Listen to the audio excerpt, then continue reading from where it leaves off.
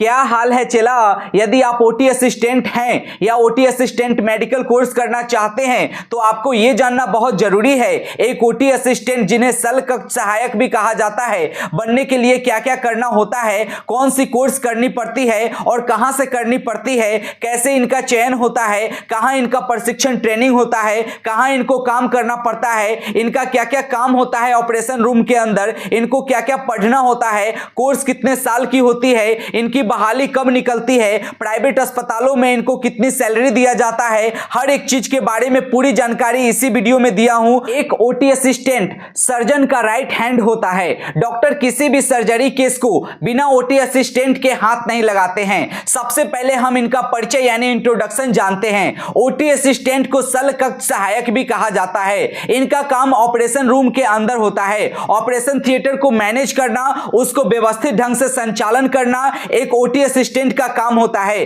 किसी भी हॉस्पिटल या नर्सिंग होम का शल्य गृह यानी कि ऑपरेशन रूम काफी व्यवस्थित, सुरक्षित और प्रतिबंधित होता है एवं उसकी मर्यादा और प्रतिष्ठा को बनाए रखना ओटी असिस्टेंट का काम होता है। बड़े हॉस्पिटल में इनकी संख्या 3-4 होती है तथा छोटे हॉस्पिटल में, नर्सिंग होम में इनकी संख्या 1 से 2 होती है। अब जानते हैं इनका सिलेक्शन चयन कैसे होता है।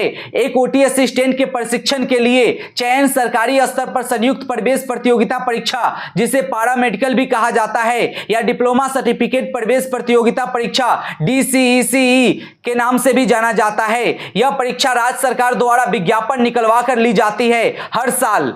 अब हम जानते हैं ट्रेनिंग कोर्स कितने साल का होता है। यदि आप डिप्लोमा कर रहे हैं तो 2 साल का होता है। यदि आप बैचलर कर रहे हैं तो 4 साल का हो जाता है। बैचलर का बोर्ड अलग हो जाता है, इसे BCECE एग्जाम कंडक्ट करवाता है। हम डिप्लोमा करके भी बैचलर कर सकते हैं LE यानी लेटरल एंट्री के तहत, जिसमें 1 साल का छूट मिलता है। अब हम जानते हैं प्रोसेस ऑफ सिलेक्शन यानी चयन की प्रक्रिया क्या होती है। यह एक प्रतियोगिता परीक्षा होता है जिसमें चयन के बाद रैंक के आधार पर ट्रेड और मेडिकल कॉलेज मिलता है। रैंक अच्छा होने पर ट्रेड ओटी और अच्छा गवर्नमेंट मेडिकल कॉलेज मिलता है जहां हॉस्टल की भी सुविधा उपलब्ध होती है। अब हम जानते हैं प्रशिक्षण का स्थल यानी ट्रेनिंग कहां दिया जाता है। एक ओटी असिस्टेंट के प्रशिक्षण ट्रेनिंग का व्यवस्था मेडिकल कॉलेज अस्पताल में होती है, जहां बड़े बड़े ऑपरेशन थिएटर होते हैं और रोजाना 10-20 ऑपरेशन होते रहते हैं, जहां इमरजेंसी किसी भी प्रकार का ऑपरेशन की भी सुविधा होती है। अब हम जानते हैं ये कोर्स करने के लिए हमारी योग्यता, क्वालिफिकेशन क्या होनी चाहिए। सबसे पहले ओटी असिस्टेंट कोर्स करने के लिए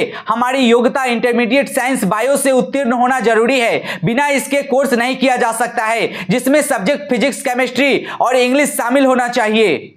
अब हम बात करते हैं इनका वर्क प्लेस, कार्यस्थल कहां कहां होता है। ओटी असिस्टेंट कोर्स करने के बाद इनकी बहाली सरकार द्वारा मेडिकल कॉलेज, जिला अस्पताल, रेलवे अस्पताल, डिफेंस अस्पताल, बड़े बड़े नर्सिंग होम, BPL अस्पताल जैसे कई जगहों पर की जाती है। जहां सर्जरी की व्यवस्था रहती है वहां ओटी असिस्टेंट को रखना जरूरी होता है। प्राइवेट अस्पतालों में भी ओटी असिस्टेंट होते हैं, वहां उनकी सैलरी 20,000 प्लस होती है और हर केस 1,000 प्लस इंसेंटिव के रूप में दिया जाता है। वहीं सरकारी अस्पताल में इनका वेतन 40 से 50,000 के बीच होता है।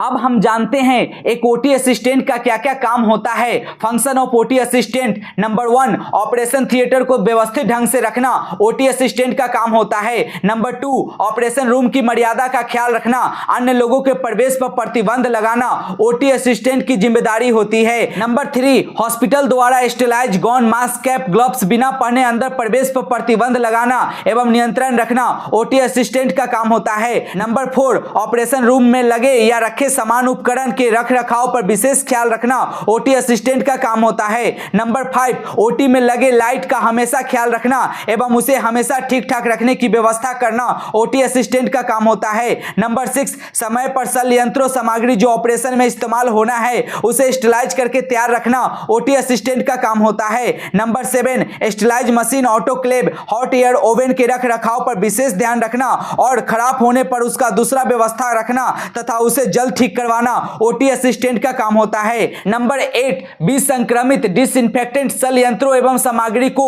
इंस्ट्रूमेंट ट्रॉली पर सजाकर लाने में नर्स को सहयोग करना एक ओटी असिस्टेंट का काम होता है। नंबर 9, मूर्छक चिकित्सक यानी एनेस्थेटिक डॉक्टर का सहयोग करना पेशेंट को बेहोश करने के दौरान एक ओटी असिस्टेंट का काम होता है। नंबर 10, सर्जन को ऑपरेशन के दौरान असिस्ट करना, गाउन, टोपी, मास्क, ग्लव्स पहनाने में एवं हैंड वॉश कराने में सहयोग करना एक ओटी असिस्टेंट का काम होता है। नंबर 11, ऑपरेशन से पहले एवं ऑपरेशन के बाद पेशेंट की स्थिति का अवलोकन करना, चेकअप करते रहना एक ओटी असिस्टेंट का काम होता है। नंबर 12, ऑपरेशन के बाद सूचर और लिगेचर यानी सीएन बंधन लगाने में सर्जन का सहयोग करना एक ओटी असिस्टेंट का काम होता है। नंबर 13, सर्जन द्वारा स्टिच करने से पहले अर्थात पेरिटोनियम एवं पुलरा बंद करने से पहले इंस्ट्रूमेंट की गिनती करना एवं उसका हिसाब मिलाना एक ओटी असिस्टेंट का काम होता है। नंबर 14, ऑपरेशन के लिए गए नमूनों को संभाल कर रखना एवं लेवल लगाकर बायोप्सी के लिए लैब में भिजवाना ओटी असिस्टेंट का काम होता है। नंबर 15, पेशेंट को ऑपरेशन के बाद ऑपरेशन टेबल से स्ट्रेचर पर रखवाकर रिकवरी रूम में भिजवाना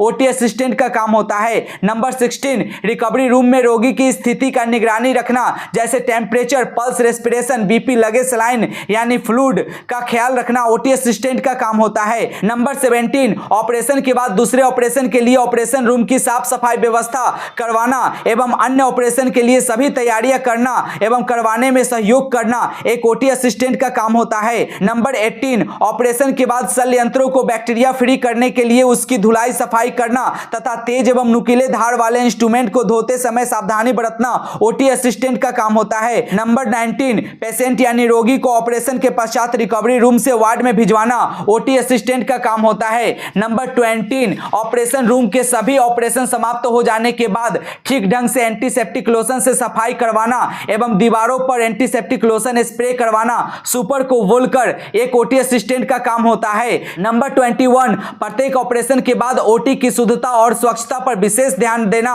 ओटी असिस्टेंट का काम होता है। नंबर 22, सर्जन और एनेस्थेसिया के डॉक्टर के निर्देशानुसार अन्य संबंधित सभी कार्यों का संपादन करना जो शल्य गृह यानी कि ओटी रूम के लिए आवश्यक एवं अनिवार्य है उस पर भी ध्यान रखना ओटी असिस्टेंट का काम होता है। तो आज की सेवा यहीं पे समाप्त करते हैं। अगली वीडियो में मैं इसके सिलेबस के बारे में बताऊंगा। वीडियो यदि पसंद आया हो तो लाइक शेयर सब्सक्राइब करें ताकि इसी तरह का इंफॉर्मेटिव वीडियो आप सभी के लिए लाता रहूं।